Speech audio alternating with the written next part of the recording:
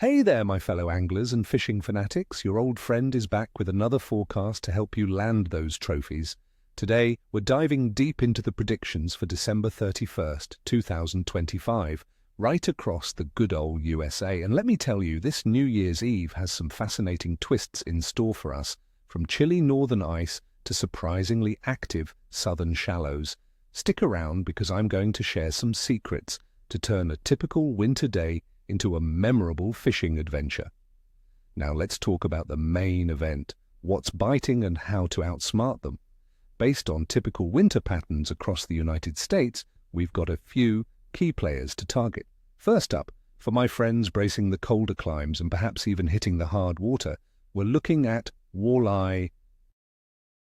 These prized predators, especially in the Midwest and northern states, will be holding in deeper holes, often near rocky bottoms or submerged structures. They're not chasing aggressively, so a slow, deliberate presentation is key. Think jigging spoons or minnow-tip jigs worked vertically right over their heads. My little trick here, subtly lift and drop, letting the bait hit the bottom and stir up a puff of silt. Sometimes that's all it takes to trigger a strike from a lethargic walleye. Next, the ever-popular Crappie will be another excellent target, especially in clearer ponds, natural lakes, and reservoirs with plenty of vegetation or brush piles. They tend to school up in winter, often suspending at different depths near structure. Small jigs, especially those with a soft plastic tail or tipped with a live minnow under a bobber, will be deadly. Look for them in areas where channels meet flats, allowing them easy access to deeper, stable water. Remember, slow and steady wins the race with winter crappie. For those of you targeting moving water, trout, particularly rainbow and brown trout, will be active in cold, clear rivers and tailwater fisheries below dams. Tailwaters are a true gem in winter, as they offer more consistent water temperatures that trout love, keeping them more active. Look for them in deeper pools with slower currents, where they can conserve energy. Forget aggressive retrieves. Instead, focus on dead drifting small nymphs or lava imitations, or even tiny streamers with a very slow retrieve. Use ultralight line, maybe 2 to 6 pound test, to detect those subtle winter bites. And for my friends hitting the warmer coastal waters of the southeast, the redfish bite could be surprisingly good in late December. Redfish tend to school up in warmer inshore waters, think shallow flats, coastal bays, estuaries, and around oyster beds or marsh grass, especially those wind-protected areas if the air is colder than the water. They're often less spooky with reduced boat traffic, making sight casting a real possibility. Your best baits will be live shrimp, small crabs, or cut mullet. For lures, soft plastics and gold spoons worked slowly along the bottom are excellent choices. All right, let's break down the conditions for December 31st, 2025, so you know exactly what's happening beneath the surface. Weather-wise, across much of the United States, we're looking at typical winter conditions.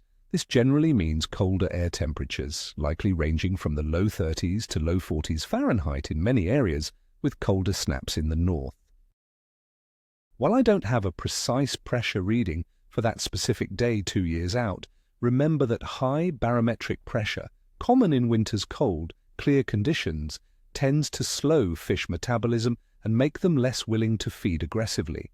Sharp drops in pressure or strong cold winds, especially from the north, will send fish deeper. Always check your local forecast before heading out. Water temperatures will, of course, mirror the air. In the northern states, lakes are likely to be ice-covered or very close to freezing. For those in the ice belt, 4 inches of solid, clear ice is the minimum for safety, but 5 to 7 inches is ideal. In southern rivers and lakes, the water will be cold, while coastal ocean temperatures in places like Miami might still be in the mid-70s, Daytona Beach in the mid-60s, and San Diego in the upper 50s Fahrenheit. This cold water significantly slows fish metabolism. They're not feeding as often or as aggressively, and they'll be seeking deeper, more thermally stable zones to conserve energy. Even a couple of degrees difference in water temperature can make all the difference. So use your thermometer and look for those slightly warmer pockets near dark bottoms or deep channels.